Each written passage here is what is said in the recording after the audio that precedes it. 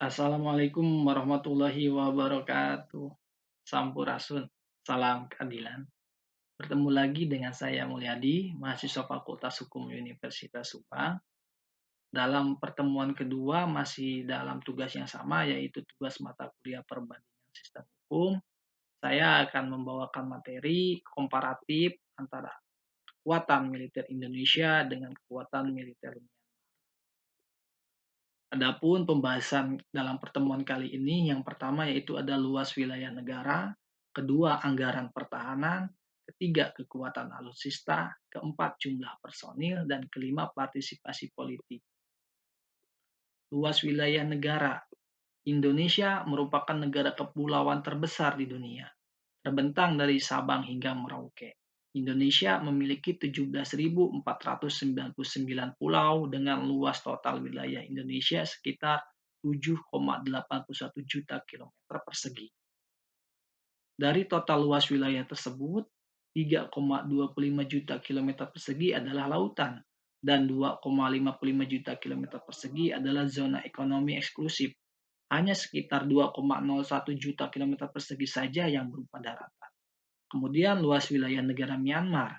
Myanmar adalah negara di Asia Tenggara dengan wilayah daratan yang terbesar. Luas wilayah milik Myanmar mencapai 678.500 km persegi. Sekitar 657,740 km persegi berupa daratan dan 20.760 km persegi yaitu perairan. Zona ekonomi eksklusif Myanmar yaitu sekitar 200 nm dan continental shelf 200 nm atau sampai ke ujung margin kontinental.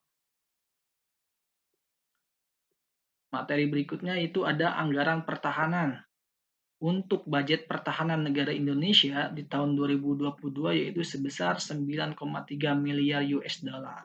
Dan untuk budget pertahanan negara Myanmar di tahun 2022 yaitu sekitar 2,285 miliar dolar. Ini diliris oleh Global Firepower. Kemudian ada kekuatan alutsista atau alat utama sistem persenjataan.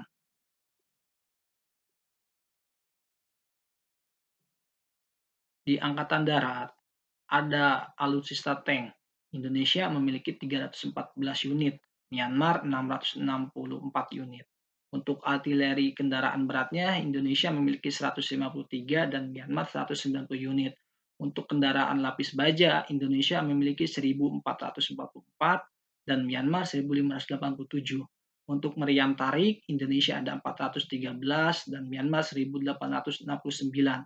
Untuk peluncur roket, Indonesia memiliki 63 dan Myanmar 486 unit. Di kekuatan angkatan laut, itu ada kapal perang kelas menengah milik Indonesia, sekitar 7 unit, dan Myanmar hanya 5 unit saja. Kemudian kapal perang ringan sejenis corvettes, Indonesia itu ada 24 unit, dan Myanmar hanya 3 unit saja. Kemudian untuk kapal patroli, Indonesia itu ada 181 unit, Myanmar 133 unit. Untuk kapal selam, Indonesia itu ada 4 dan Myanmar hanya satu. Kemudian untuk kapal anti ranjau, Indonesia itu ada 11 dan Myanmar hanya 2. Berikutnya yaitu alutsista di Angkatan Udara. Indonesia memiliki pesawat tempur dan pesawat serang sekitar 64 unit dan Myanmar 76 unit. Kemudian untuk pesawat transport, Indonesia itu ada 66 unit, Myanmar 26 unit. Pesawat latih Indonesia 126 unit, Myanmar 93 unit. Pesawat tanker Indonesia ada 1 dan Myanmar 0. Untuk pesawat spesial misi Indonesia itu ada 17 dan Myanmar hanya 5. Helikopter Indonesia ada 187 dan Myanmar hanya 89. Untuk personil, Indonesia itu memiliki personil aktif sekitar 400.000 orang dan Myanmar juga sama ternyata 400.000 personil. Untuk personil cadangan Indonesia ada sekitar 400 dan Myanmar tidak memiliki personil cadangan alias nol personil cadangan di negara. Ada partisipasi politik. Militer di Indonesia atau kita sering sebut TNI itu diatur oleh Undang-Undang Republik Indonesia Nomor 34 Tahun 2004 tentang Tentara Nasional Indonesia. Bahwa Tentara Nasional Indonesia sebagai alat pertahanan Negara Kesatuan Republik Indonesia bertugas melaksanakan kebijakan pertahanan negara untuk menegakkan kedaulatan negara, mempertahankan keutuhan wilayah, dan melindungi keselamatan bangsa, menjalankan operasi militer untuk perang dan operasi militer selain perang, serta ikut secara aktif dalam tugas pemeliharaan perdamaian regional dan internasional. Pasal 37 ayat 1, prajurit berkewajiban menjunjung tinggi kepercayaan yang diberikan oleh bangsa dan negara untuk melakukan usaha pembelaan negara sebagaimana termuat dalam Sumpah Prajurit atau Sabta Marga. Ayat 2-nya, untuk keamanan negara, setiap prajurit yang telah berakhir menjalani dinas keprajuritan atau prajurit siswa yang karena suatu hal tidak dilantik menjadi prajurit, wajib memegang teguh rahasia tentara walaupun yang bersangkutan diberhentikan dengan hormat atau tidak hormat. Kemudian ada larangan politik praktis bagi militer Indonesia. Masih diatur dalam undang-undang yang sama, dalam pasal 39, prajurit dilarang terlibat dalam: satu, kegiatan menjadi anggota partai politik; kedua, kegiatan politik praktis; ketiga, kegiatan bisnis; dan keempat, kegiatan untuk dipilih menjadi anggota legislatif dalam pemilihan umum dan jabatan politis lainnya.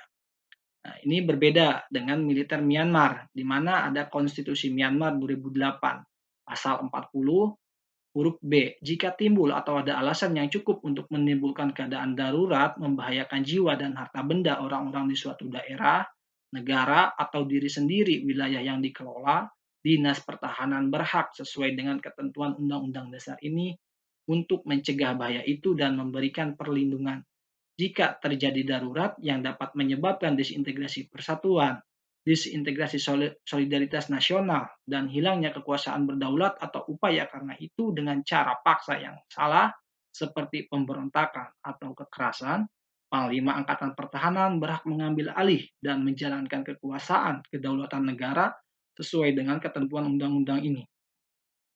Kemudian Konstitusi Myanmar 2008, poin pasal 74, Dewan Perwakilan Rakyat terdiri dari dua. Huruf A, sesuai dengan ketentuan bagian 19, Dewan Perwakilan Rakyat dibentuk dengan perwakilan rakyat yang dipilih berdasarkan kota praja, serta populasi dan perwakilan rakyat menjadi personil layanan pertahanan dicalonkan oleh Panglima Angkatan Pertahanan.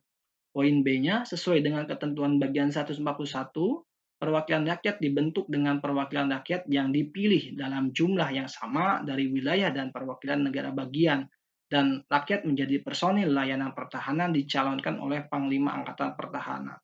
Jadi, sesuai dengan Konstitusi Myanmar 2008, militer Myanmar mendapatkan 25% alias seperempat kursi parlemen secara otomatis dalam setiap pemilunya.